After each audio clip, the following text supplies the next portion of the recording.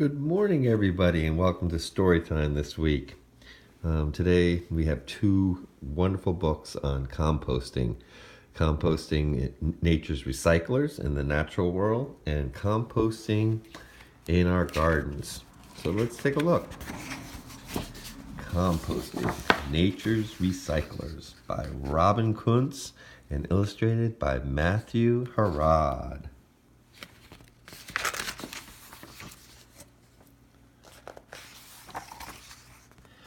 Steaming heap. It's a cool morning. A huge heap stands in the corner of a yard. It looks like a pile of leaves and sticks. Steam rises from the heap. Put your ear next to the heap and you might hear rustling.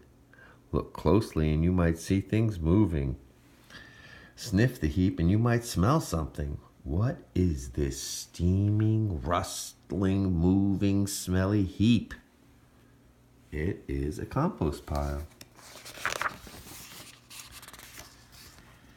Lots of trees drop their leaves in the fall. We may rake up some of the leaves, but what happens to the others? Sometimes the leaves seem to disappear. Where do they go? The leaves decay or rot in the rain and snow. They become bits of soil called humus, which is rich in food for plants and trees. Nutrients from the leaves get recycled or reused to make food for other plants. This process of decay and reuse is called composting. One day a tree will fall. Insects will eat the tree and woodpeckers will peck holes in the bark to eat the insects. Other animals will find the woodpecker holes and move in. The tree will become a source of food and a home for many animals. In time, all the parts of the tree will decay. With a lot of help, the parts will compost and become humus. The humus will help new plants grow where the tree once stood.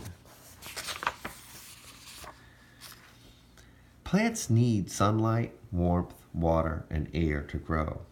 Plants also need humus, which is made from composting. In nature, plants and trees make humus by recycling their garbage. Can we recycle our garbage to make humus? We sure can. We can make a compost heap and we can feed our plants with it. Many things can be used for composting. We can recycle all kinds of garbage.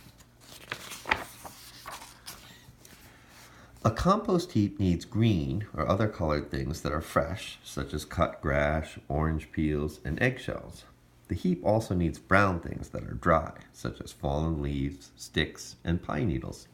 Everything should be organic or made from living things. A compost heap also needs to stay damp. Give it some air too. It won't be long before the heap gets busy. All that green and brown stuff is yummy to lots of animals. Flies and beetles will be the first to come. They lay eggs that hatch into grubs that munch on the heap. Slugs and snails love to help too. Soon, the heap is full of decomposers. These are the organisms that help leaves and trees decay. Decomposers cut and chew their way through the compost heap. They leave behind their waste as they go. Their work turns the big pieces of compost into smaller pieces. Here's some of the creatures that we could find in our backyard or the woods. Slug, worm, a beetle, a millipede, a mite.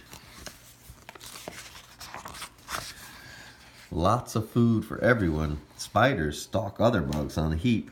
Ants, earwigs, and woodlice crawl all over. Worms wiggle inside. Most of the animals eat the garbage, but many of them also gobble up each other. Decomposers heat up the heat. The heat helps the heap decompose even faster. You might see steam come from the heap on a cool morning. You might also smell an odor, the smell of decomposition at work. The smallest decomposers in the heap are fungi and bacteria. Fungi come in many shapes and forms, such as molds and mushrooms. Bacteria are so tiny that we can't see them without a microscope.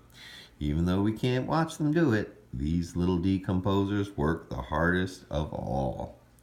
Different kinds of fungi and bacteria have been eating the heap all along. But thanks to the bigger decomposers, now the little ones can finish the job.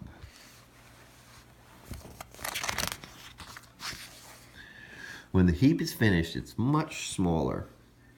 All of the decomposers worked hard. They turned the compost heap into a pile of humus crawling with worms.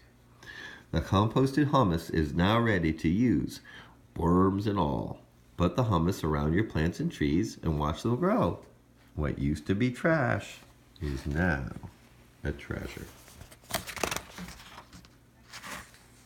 And here's some recipes for composting.